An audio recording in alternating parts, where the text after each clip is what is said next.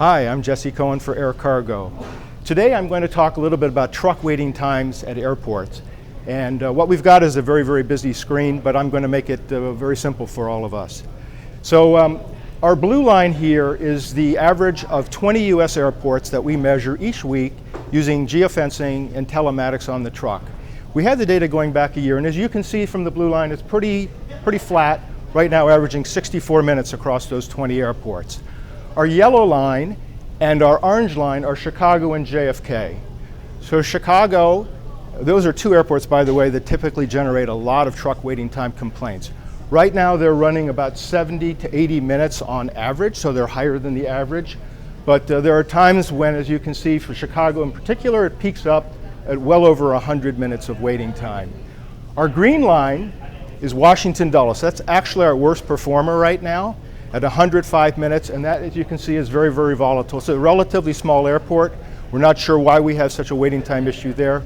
And our violet line is Columbus's Rickenbacker Airport. That airport is largely focused around freighter handling and does a very, very nice job, currently averaging 20 minutes. So the real concern we have today, and the point we want to make, is we are seeing very little change overall in waiting times, despite the fact we have lower industry volumes.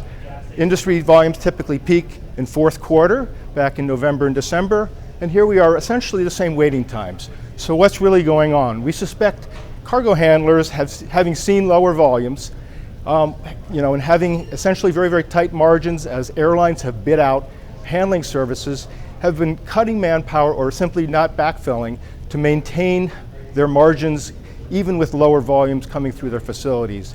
So if essentially they've maintained the same service level that was in peak, and they've maintained that here in the off-peak. So the fact that we have a strong US economy has contributed to high staff turnover at these companies, and with cargo handler consolidation, we found it harder to gain efficiencies. So we know line waits can be a very costly issue for truckers, and how do we continue to make progress on this?